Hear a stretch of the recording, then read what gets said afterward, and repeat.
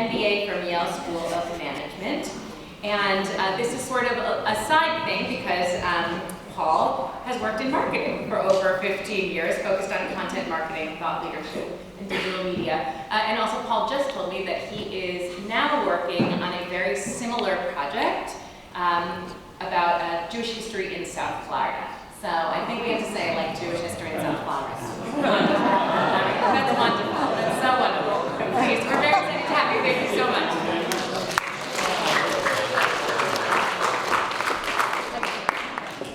Great. Well, thank you all very much for coming. Can you hear me okay? Yes. Okay, great. Well, first of all, it's wonderful to be at this temple. I really enjoyed the service very much. I definitely have to come back because I live in Manhattan as well.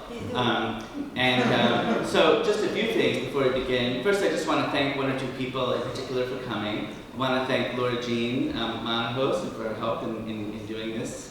And I want to thank Barney Pearson, who came from the Midwest, actually, to see it. And thank my parents as well for coming. So the other thing is, let's talk a little bit about what we're going to do. So have a great agenda planned for you. This is like a little bit shorter than what I usually do. So usually we're going to go for about 50 minutes, and then we'll go downstairs, and we'll have like little refreshments, and we'll have some book signings. The book signings, if you want to buy a book to support this, that would be great. It'll be by IOU, because to honor Shabbat here. But one thing is, this is like shorter than I usually do. So what I did was I have like my A pile of things that we want to go, and then if we have extra time, we'll sort of see how we feel. We can use that for questions, and I have like B list material to go through. So if you can just do me one favor, which is hold your questions until the end, just because time is like a little tight. And if we don't get to it, don't worry, because we'll be downstairs. So then we can kind of talk one-on-one. So and that might be a little bit more efficient. Okay, so with that, let's talk about what we're going to do today. So I'll do a brief introduction. Then we'll talk a little bit about the history of Jews in New York from 1654. And this is where I sort of like separated it for this. We'll probably go into like the early 20th century. And I'll leave you in suspense about what happens after that. Then we're going to do something where it's a spotlight on notable people of Jewish New York. And so we're going to talk about those in like poetry, in music, in banking, and so on. I think you'll like that. We'll talk about some travel places and food. We'll do a brief Q&A, continue that downstairs, and the book signings as well. Okay, so first of all, overview of the book. So it's published by Pelican, which is a large independent publisher. And this is a cross-genre, so if you're like, oh, is that a travel book? It's kind of like all of it. It's history, it's travel, and it's what I call journalistic narrative, because I have original quotes from a lot of interviews that I did. Talk about the history of Jews in New York, the key sites in Manhattan, really striving to tell the story behind them. It's not just like, here's a laundry list of things to go to, but what makes it special, and what are the untold stories behind them? So we have some quotes, some photos, some vintage photos to give that texture, and 8 new maps, and then some itineraries. So on a practical level, you can actually go out and tour some of these places. Okay, so I think the digital is actually important to cover, and the reason for that is, when we're done tonight, this is a way that we can kind of continue. So the book's website is paulkaplanauthor.com, and you'll find some information about other events, which will be different than this, and we're going to some media interviews.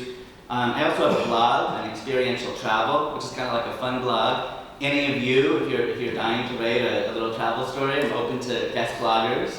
And you can also contact me through that, and I really do get it. There's also a Facebook page, so it's a way to kind of join the conversation.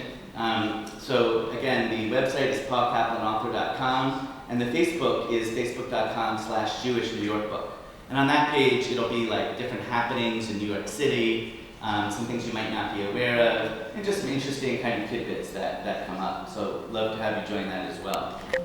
So I mentioned the interviews, just from different publications that you can see online. One thing to note here is there's some radio shows online that I did. And so when you're cleaning the house or you're doing dishes and and want to listen to something, you can have it playing. And one of them is about more like a food show, and one is like a travel show. So we had like a panel of different people from Jewish New York talking about some of the different aspects. So you may enjoy that as well.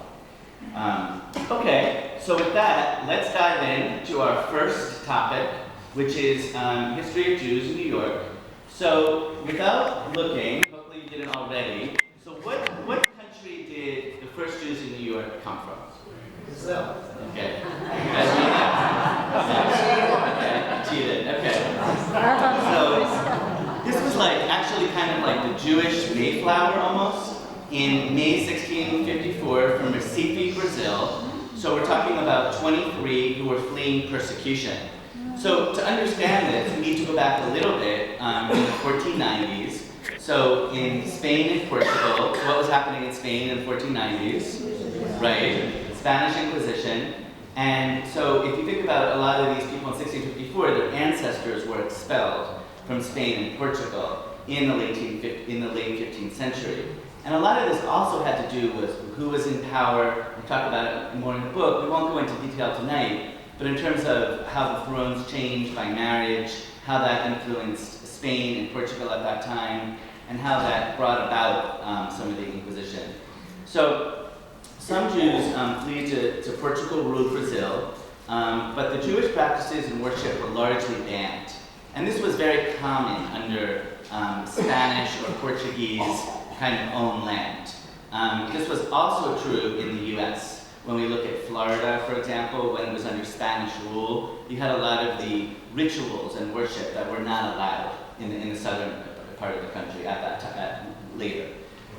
Okay, so what happens though is the Dutch conquer northern Brazil in 1624, and the Dutch have a more lenient attitude. It's really more about business with them. It's less about all this religious tolerance kind of thing.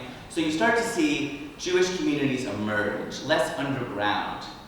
But not long after, a few decades after, Portugal recaptures northern Brazil in 1654. So when that happens, there's this ultimatum. And you basically either have to renounce your Jewish practices or leave within 3 months. So some do all of the above, some do renounce their practices. Some go to the Netherlands, which was more hospitable to them, and some go to the then thriving Caribbean islands, thriving with sugar, other exports, and rum, and so on. And but these 23 had a different fate.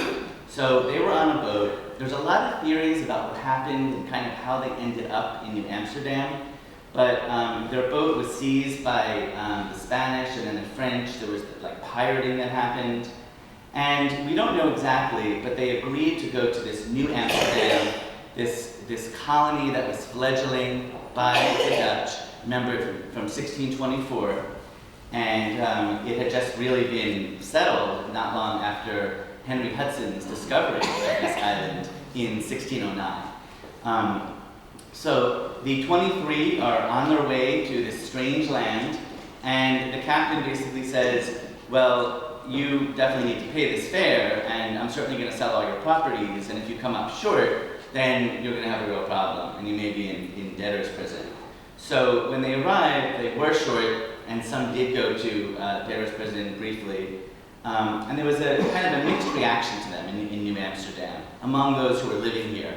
Some said, like, I don't really know, like, we're kind of fledgling. Others, it was welcome, but the governor turned them away. So you can imagine they just paid for this whole trip and did this whole trip, and Governor Peter Stuyvesant said, can't have you. It was like, if you ask why, I'd say it's a combination of religious reasons, but it isn't only that. It's also, he felt that he was in charge of this colony. It's not doing well. He felt like, I can't handle this other immigrant group. Probably a combination of the two. So the Jews then appeal this to the Dutch West India Company, and they say that, we think that this decision should be overturned.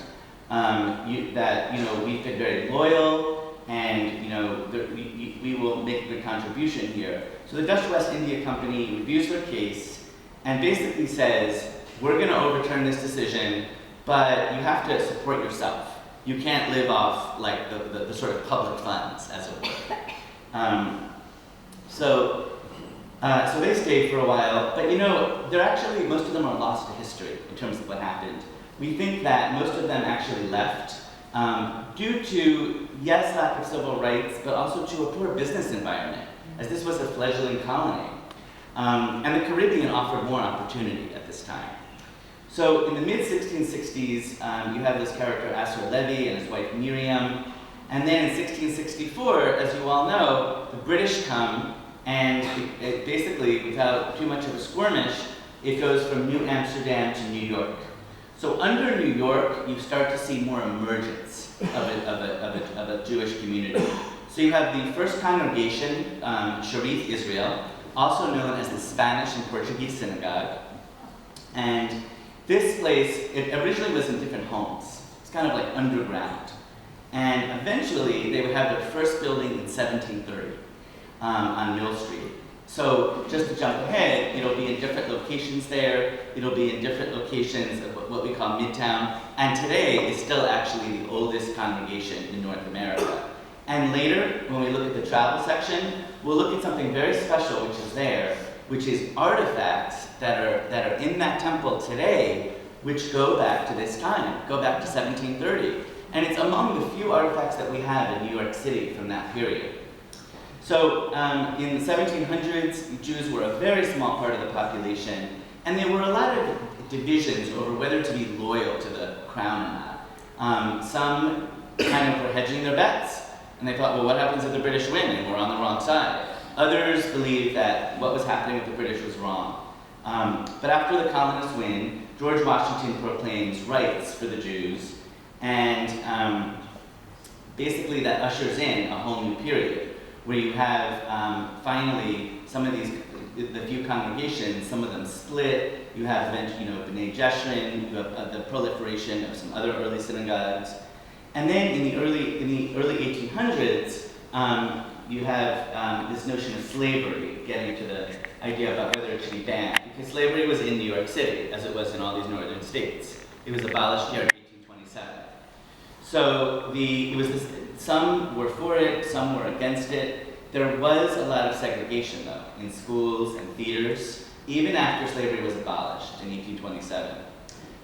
Some pointed to the biblical justification, others condemned it. Later, there would be some Jews involved in the abolitionist movement.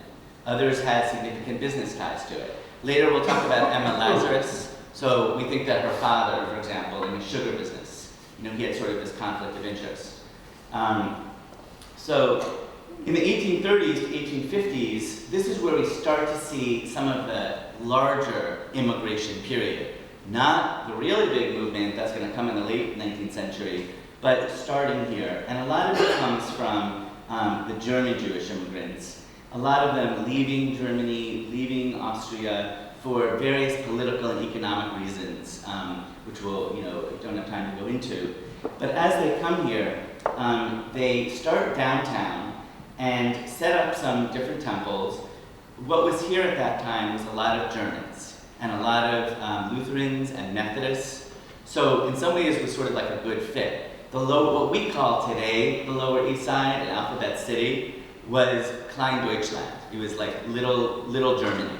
So in some ways there was like that easy cultural adoption. So what happens though is within a generation, many move uptown. Just like a lot of the German Lutherans and Methodists move uptown. The Lower East Side they see as kind of like crowded and they want more space. And the Upper East Side has historically been known for a more German and then eventually Hungarian population until just a few decades ago.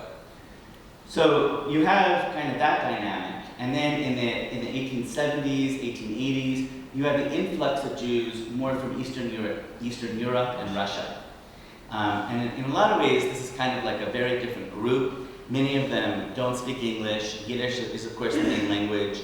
Many don't have job skills. They might have back home, but they're really not transferable to what they see here. This is definitely more of an adjustment for many of them. And what you have in New York City at the time is the huge garment industry. This was a huge center of light manufacturing. And that is the trade that many go to. So the vast majority who came through Ellis Island, which would have been the port at this time, after Castle Clinton closed, Many of them do decide to stay in New York City, though not all. And some head to southern states, some go to the Midwest, and so on. And many of them do start on the Lower East Side. And many rely upon a lot of the fraternal organizations that Jews set up so that they can kind of welcome them and try to help them find housing and jobs. It was very tough going because the conditions of the Lower East Side were very dirty, they were very crowded, and it was very unhygienic. You also had many different immigrant groups at this time. You had the Irish, many of whom were in 5 Points. You had Italians. Chinese were not a big group, and while there were some, and some of the reason for that is the Chinese Exclusion Act at that time among immigration. But you did have some, and so you kind of have a juxtaposition. So you can imagine in the Lower East Side, you have people from like rural Russia and Eastern Europe, I mean they're not even from cities, going to the most crowded neighborhoods in the world, and you can kind of imagine that. Now, later in the presentation, we're going to talk about a musician. I won't tell you who yet. He was an example of this. And you're going to be like, really? I didn't know. He was one of those people who came from rural Russia who kind of saw this entirely different world. So Abe Kahan wrote a fiction book about it. So you see this quote here from his book, Yekel, the Tale of the New York Ghetto. Then in the 1920s, in 1924, you have an act that's passed, the Immigration Act of 1924, which slows down immigration drastically. There are very big quotas, and eventually the onset of the Great Depression. So what you do see is some increasing anti-immigrant fervor at this time, of which anti-Semitism is a part of that. That often can happen during very difficult economic times. New York City felt the Great Depression even more than a lot of other parts of the country. And you have the onset of World War II on top of that, and a lot of divisions over different kinds and ways to practice Judaism. And then when World War II is over, there's a baby boom, of course, as you know, and there's a housing shortage, and there's more of a move to the suburbs. So all of a sudden, it starts to get less crowded, and the philosophy kind of changes. And it's more about let's have more space. And with the advent of the car, the advent of the middle class, some of those changes happen. So I will leave it there as far as the history. If we have time, we can kind of get back to some of it. I know you're in great suspense about what happens. Like, okay, now it's like the 20th century. You know, it's in the book, you can read it, you can email me about it. And if we have time, we'll kind of go back to some of that. So now we're going to switch gears a little bit, and we are going to talk about particular individuals. So I chose them in different fields. We're going to talk about 4 today, and if we have time, we'll do a little more. So we'll talk about poetry and banking and music and public health. So the first person I wanted to talk about, I think, is very relevant to this discussion because she lived right near here. She actually lived right near Union Square. So that's Emma Lazarus. You're probably all familiar with her, right? The poet. She was the daughter of an affluent sugar refiner, and he actually, had ties to a lot of what was happening in the Caribbean and sugar, and some of the slavery there, we think. And she was a descendant of the early Sephardic Jews to New Amsterdam. So when we talked earlier about the original 23, if not a descendant from that original crowd, shortly thereafter, which is kind of neat. And she went to Sharif Israel, her family. So she inspired a lot of poetry, transcendentalists like Ralph Waldo Emerson. He was her mentor. He talked about listening to the whisper of the voice within. She leads kind of this very sheltered life, basically. She was a poet that was well known in her times, though, in that she was published in a lot of prestigious publications. But she kind of felt that it wasn't really enough. She was looking for something more. It's great, I'm doing my poetry, but I think there's something more and I'm not sure what it is. And this was like a big thing with her. So she attends a protest rally about the Russian Jews' plight. Because remember, this was a time in the mid-19th century when this was occurring. And she visits the new immigrants on Ward's Island. And she sees the appalling conditions. some of which we've spoken about. And she really changes. This is a real moment of realization for her. So she becomes an ardent reformer. She says, until we are free, none of us are free. And guess what? This is reflected in her poetry. So you're probably all familiar with her new Colossus. She was asked to write a poem for an auction to fund the base for the Liberty statue. Okay? And notice I didn't say Statue of Liberty, because that's not what it was called. It was liberty in the way that is classically referred to. So she says, no, I don't write to order. Kind of like a snippy answer almost. I mean, it's like for an auction. But then she changes her mind over a series of events. And she thinks about the old Colossus, which was the Colossus of Rhodes, a Greek statue, and changed the theme from war victory of Rhodes in 280 BC. So that was one of the great 7 wonders of the ancient world. Like if you had a travel book of the ancient world, that would have been in there. But it was lost to an earthquake, though. So what Lazarus says is, I'm going to take this old Colossus and this imposing figure, saying like we won this war, of Rhodes, and I'm going to flip it around.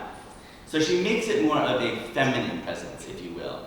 And this is the notion of like the Statue of Liberty that's welcoming in outsiders. And she composes the new Colossus in 1883, and when she composes it, they read it at the auction, and it does very well. But you know what? It's basically forgotten. That's the interesting thing. And it really wasn't, she dies in 1887 at a very young age, at age 38. She has no idea when she's dying that she's going to be this famous for it.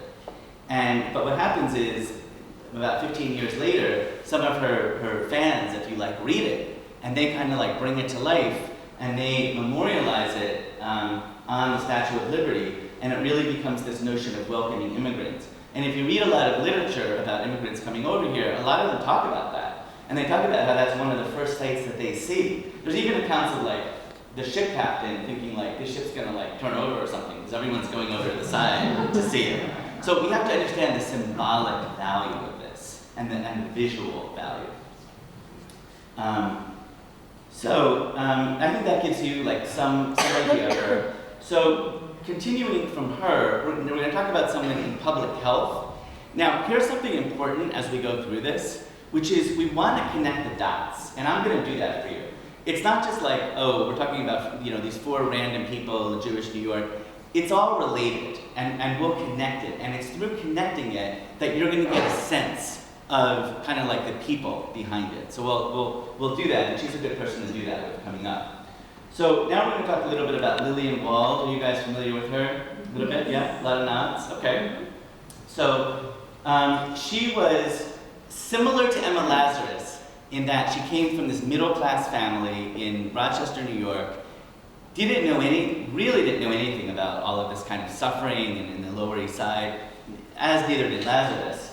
And she decides she wants to be a nurse. She goes to nursing school. She does all that. She doesn't like it. She says it's too institutional. She's tired of following all these rules. And what happens is she, in a way it's interesting because she has a life-changing moment, just like we talked about with Emma Lazarus. So with her, it's about, she teaches a class on hygiene, which was very new to a lot of the immigrants at that time. And she's teaching it, I think in English. I don't know if they understood her in some of her autobiography, and House on Henry Street talks about that. And she talks in her autobiography about a little girl coming in and saying, and leading her by the hand to her mother who's extremely ill. And when she goes to she kind of goes through, the twisted alleyways of the Lower East Side, and when she arrives there, she sees the mother, and she's basically able to save her because she's hemorrhaging. And she decides that this is what she wants to do, but not just become a nurse. What makes this different is she wants to actually settle in the neighborhood. That had been done before, but it was very rare. And so she decides with her colleague, Mary Brewster, to actually find a place in the Lower East Side.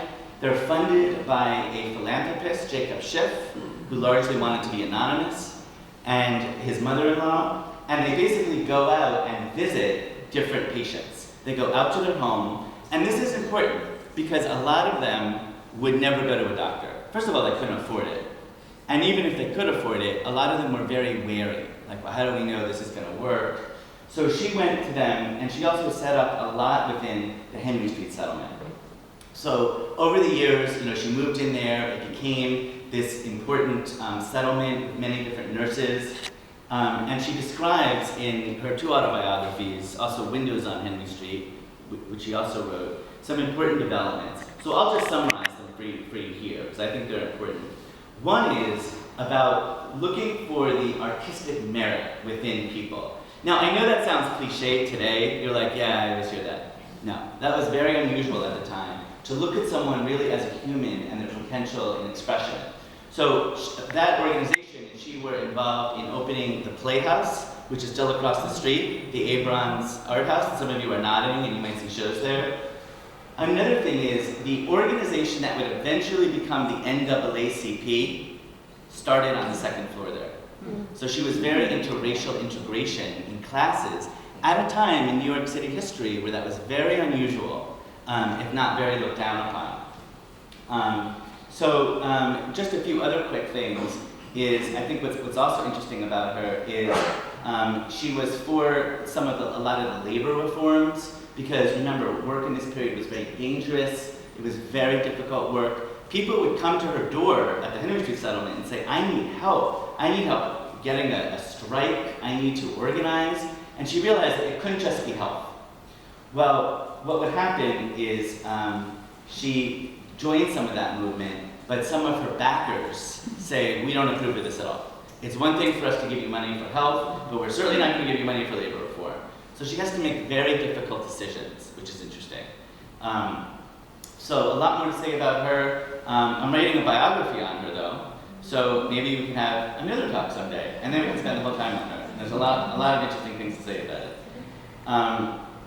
So moving along, now we're going to talk about Senator Yarmolowski, and this is a cautionary tale about banking at the time. So again, we want to connect the dots between the people. So we just talked about Lillian Wald and what was happening. So you're thinking, like, what does this have to do with the banker? It has to do with it because it was really immigrants who were depositors in his bank. And we're going to look at what happens when there weren't any protections for the consumer, which there weren't at that time. So a little background on him. In 1873, he opens his ship business for immigrants' relatives. There's sort of a whole story around that. But basically, let's just say that it's very cash-rich, and he decides he can open a bank. He's very respected in the community. He's considered to have a lot of integrity, and also it should be noted that this was kind of like a scamming business. And this is where I'm going to relate it to other people we talked about. In Lillian Wald's autobiographies, she talks about this. And she says, oh, I had to stop these people from giving their money to these scam ticket agencies, basically. But he's actually considered a very honorable businessman. He co-founds the Eldridge Street Synagogue. He is known as the East Side J.P. Morgan, but he's also a rabbinic scholar. And he opens the bank, and we also have to realize in 1912 that was a time when it was really about grandiosity. When you look at a lot of the buildings at that time, it was really about having that amazing experience when you go interior. So he wanted this amazing bank for his customers. He dies shortly after completion. This building is still there. You can visit it. It's right near the Forward Building. It's going to be a hotel. It was empty for a while, which is kind of unusual. But what happens is after he dies, the sons mismanage the business. There's definitely a lot of corruption, and there's definitely unexpected withdrawals of depositors' money. And eventually, and sadly, the bank collapses, and the state overtakes it. The New York Times has an article at the time which talks about depositors literally coming to the son's house and demanding their money back. But sadly at that time there were not the protections that we know today, many of which would take a few decades to enact and under Franklin Delano Roosevelt, etc. So unfortunately a lot of the depositors lost their money. So again, wanting to connect it to Wald and a lot of what she was dealing with. Okay, so now we're going to shift gears a little bit, and we are going to talk about music. So this is Irving Berlin. He was born Israel Baleen. Again, remember what we talked about before. He was born in rural Russia, and his house burned down in a pogrom. We know what a pogrom is, right? When the locals would burn villages.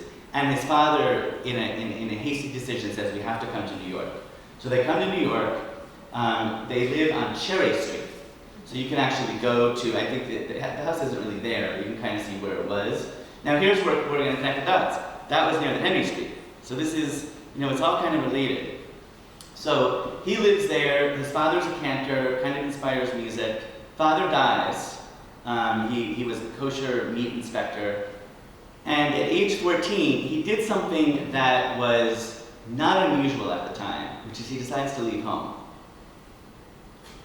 Now, I've read his biographies, and what I can determine about why he did was you have to look at it how he would have. He felt he was a burden.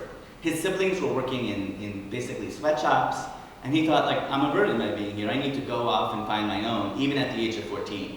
So he drops out of school, and he works as a busker. Do you know what a busker is? Yeah? So, okay, I'll explain. So, in his biographies, it talks about how Tin Pan Alley, the music publishers, would pay kids like him to sing the songs to the customers and get them really excited so that they'll want to buy the sheet music or want to go to a show. And they say things like, belt out the tunes until the customer knows them by heart.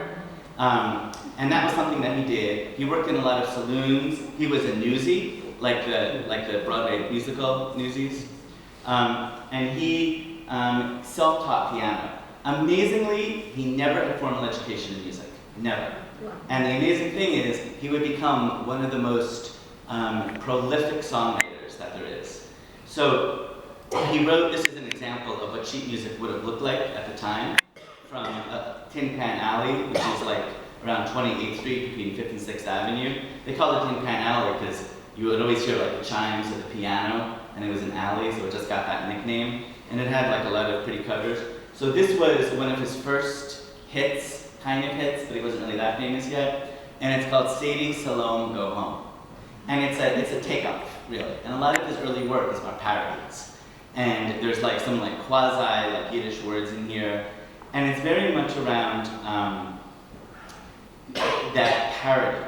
Now, amazingly, Irving Berlin only played the black keys and the sharp. He actually didn't even play the white keys. And a secret about him is that he ordered a piano where you could move the lever underneath in order to shift keys. And no one kind of knew that. And everyone's like, how can he play this music so well? But he was a real natural born talent with it. So ragtime was really the music genre. We could do a whole separate lecture on ragtime, but it really kind of was from the African American community, and Scott Joplin from Missouri was a very big part of that. A lot of tension around that. A lot saying you kind of stole ragtime and you made it very different than what we had it as. So, and he differed from contemporaries like George Gershwin and Cole Porter and others by wanting simple lyrics, and he wanted things that sold. Irving Berlin, by his own admission, was a very commercial songwriter. So he was drafted in the army in World War I, and he came up with he didn't really like fighting, so he came up with this singing, and one of the songs was oh, how I hate to get up in the morning. His first big hit, and this was a global hit. I mean, this was putting him on the map everywhere, including, ironically, Russia, was Alexander's Ragtime Band. And that was a big deal. If we had time, I'd play it for you. It's kind of a fun tune, and it was in a lot of dance halls and so on. And then you see some of the famous songs here. He wrote White Christmas and Easter Parade. I think White Christmas was in a 1942 film called Holiday Inn. I think what's notable about this is that he really started Christmas music as an industry. Yes, of course there were many Christmas carols before that, but sort of as we almost think about it, these kind of Christmas songs coming out, it really started with that extremely famous one. And Annie Get Your Gun and a lot of Broadway musicals. He was a part of Call Me Madam. So a lot more to say about him as well. But let's kind of switch gears a little bit. So we're going to talk about some key travel places. And I know you know some of this, because you all live here. It's not like you didn't know. It's more about giving you a different perspective and maybe inspiring you to go revisit or something like that. So let's talk briefly about the three major Jewish museums here in Manhattan. So the first is the Museum of Jewish Heritage. I recommend this, first of all, just for the walk there. It's like really pretty, it has really pretty views of the Hudson River. And this is an emphasis on Jewish history. It does emphasize the Holocaust. There are a lot of exhibits on other things though. And I don't know if you know, but it's the new home of the Yiddish Volkstheater. So they recently had a musical called Golden Bride. So the Yiddish theater is now going to be there. They just moved in.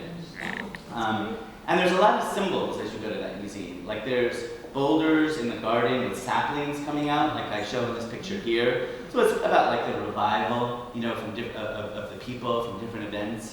And then also like it's a six-sided building. There's a lot of interesting symbols in the architecture. It's also a great place to see documentary films if you're interested.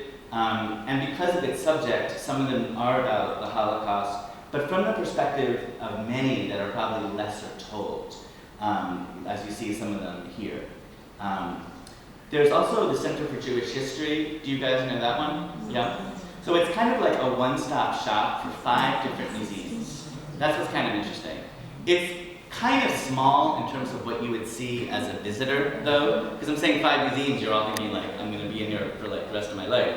It actually is fairly small. A lot of what they do is archival work, and they do tracing family history. This is a great place to go. So if you're interested in tracing your family history, you do your homework, you get some of the names, and they will actually help you with that. They have a whole service. Now, the 5 museums you see here, so, you know, the American Jewish Historical Society, they have Emma Lazarus's New Colossus. So you can see some interesting exhibits. The Sephardic, Leo Beck is more on German. The Yeshiva University Museum, and then there's YIVA. YIVA is on like Yiddish culture and scholarship and so on. Okay, there's also the Jewish Museum, which, you know, is probably the most well-known. It's housed in a mansion. I talk in the book about the history of that and how it went from being a mansion to where the Jewish Museum was. This is an emphasis on, everyone always thinks about the art, and that's true, it definitely is art, but it is more than that. That it has a lot of artifacts and ritual objects. So this is the actual picture.